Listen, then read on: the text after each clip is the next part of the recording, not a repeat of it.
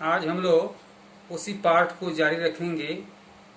नगर प्रशासन। नगर का प्रशासन पढ़ रहे थे कि नगर का प्रशासन कैसे होता है।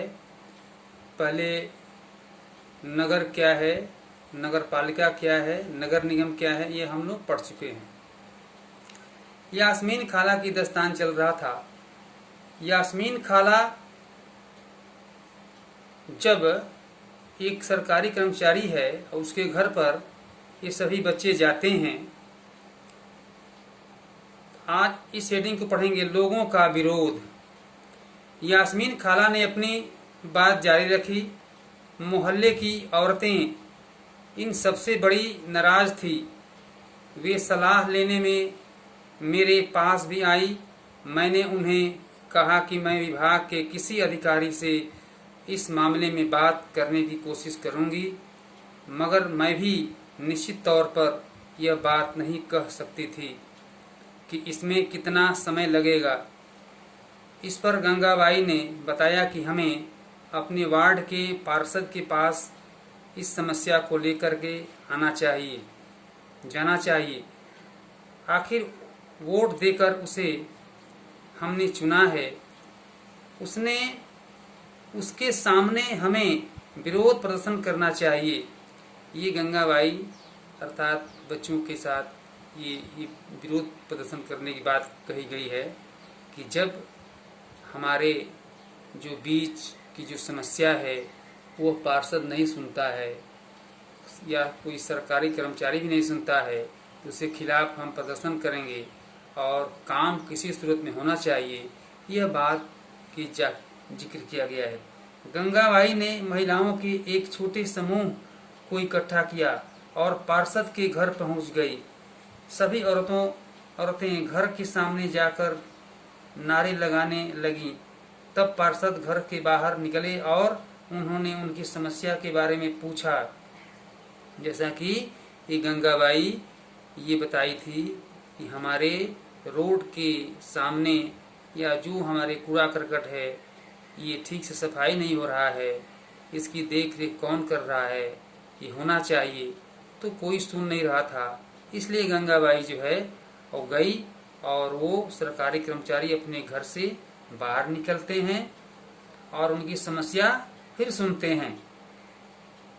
गंगाबाई ने अपने मोहल्ले की खराब हालत बयान की। पार्षद ने उन महिलाओं से वादा किया कि वे अगले दिन उनके साथ आयुक्त से मिलने जाएंगे। साथ ही उन्होंने गंगाबाई को मोहल्ले के सारे वयस्कों से एक अर्जी पर दस्तखत करवाने के लिए कहा। अर्जी यह थी कि उनके मोहल्ले से कचरा उठाने की नियमित व्यवस्था की जाए। उन्होंने सुझाव दिया कि कल आयुक्त से मिलने जाते समय स्थानीय सफाई अभियंता यानी इंजीनियर को भी साथ ले जाना अच्छा रहेगा। इससे फायदा होगा क्योंकि सफाई अभियंता भी आयुक्त को बता सकेगा कि हालत कितनी खराब है। गंगाबाई ने कहा कि अब हम लोगों को एक ऐसा काम करना है कि जो जिनके सामने हमारे तकलीफ हैं उस तकलीफ को वो एक एप्लीकेशन लिख करके और सबका एक हस्ताक्षर करा करके और जो विवाद है, जो समस्या है, उसको वहाँ पहुँचाने का प्रयास करती है। इस प्रकार से गंगाबाई फिर पहुँचती है वहाँ जो है उस पार्षद के पास।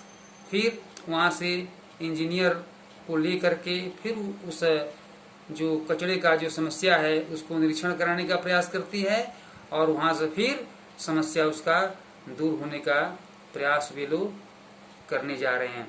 उस दिन पूरी शाम बच्चे घर घर का चक्कर लगाते रहे ताकि अर्जी पर ज्यादा से ज्यादा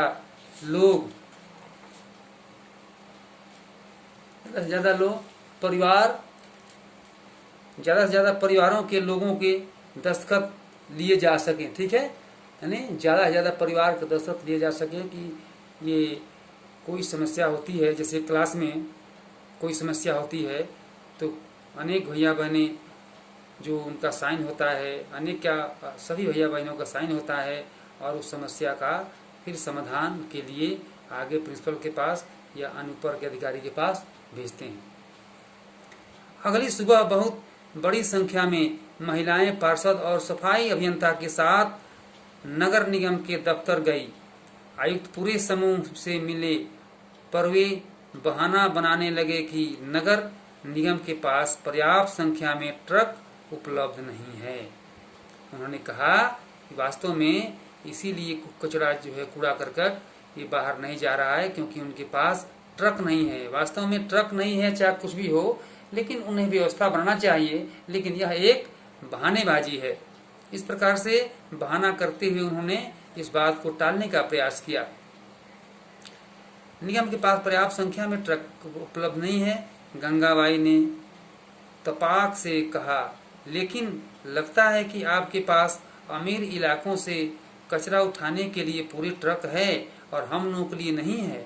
इस प्रकार से ऐसी जो प्रश्न करने के बाद वो अधिकारी वास्तव में झुलाते हैं और उनका जो गलती है, इस गलती को अपने आप में महसूस करने का प्रयास करते हैं। जहांगीर ने झट से कहा, इससे आयुक्त का तो मुंह भी बंद हो गया होगा।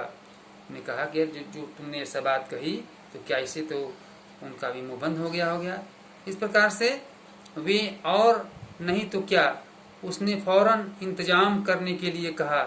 यास्मीन खाला ने बताया कि गंगाबाई ने आयुक्त को चेतावनी दी कि अगर 2 दिन के अंदर काम नहीं हुआ तो नगर निगम के सामने बहुत बड़ी संख्या में महिलाएं धरने पर बैठ जाएंगी।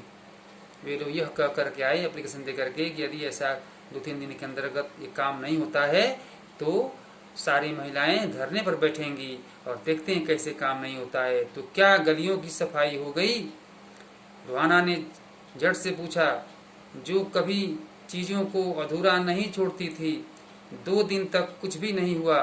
वो तो जब एक बहुत बड़े समूह ने विरोध प्रदर्शन किया तो जोरदार नारे लगाए, तब जाकर बात बनी। अब मोहल्ले की सफाई नियमित रूप से होने लगी। इस प्रकार से भैया बहनों, वास्तव में जब कोई काम नहीं होता है तो उसके लिए धरना प्रदर्शन और उसके लिए फिर एक मत हो करके और एप्लीकेशन ले करके और उस काम को करवाने का प्रयास करना चाहिए। इस तरह से हमारा ये जो नागरिक शास्त्र है हमको ये भी सिखाता है कि हमें ऐसे मार्ग पर चलना चाहिए। ये कोई गणित विज्ञान अंग्रेजी नहीं है, ये है नागरिक शास्त्र, राजनीति शास्त्र। राजनीति सिखाती है समाज में कैसे रहते हैं, कैसे राजनीति बनता है, कैसे लोग राजनीति करते हैं, कैसे आपस की समस्या को सुलझाते हैं, कैसे समस्या उत्पन्न होता है। तरह तरह के तमाम प्रकार के विवादें, तमाम प्रकार के सुलझे हुए चीज, ये सभी हमारे सामने इस पाठ के अंतर्गत या इस पुस्तक के अंतर्गत हमको पढ़ने को मिलता है। इस प्रकार से आज भी हम लोग यहीं रहने देंगे। आज इसका उत्तर हम लोग लिख लेंगे और फिर अगले टर्न में, जैसा कि हम लोग जानते हैं कि बहुत कम मात्रा में हम इस पाठ को पढ़ रहे हैं क्योंकि हम लोग ज़्यादा आगे हो गए हैं। आप लोग इस पाठ को पढ़ेंगे और पढ़ करके प्रश्नों का उत्तर ढूंढने का प्रयास करेंगे।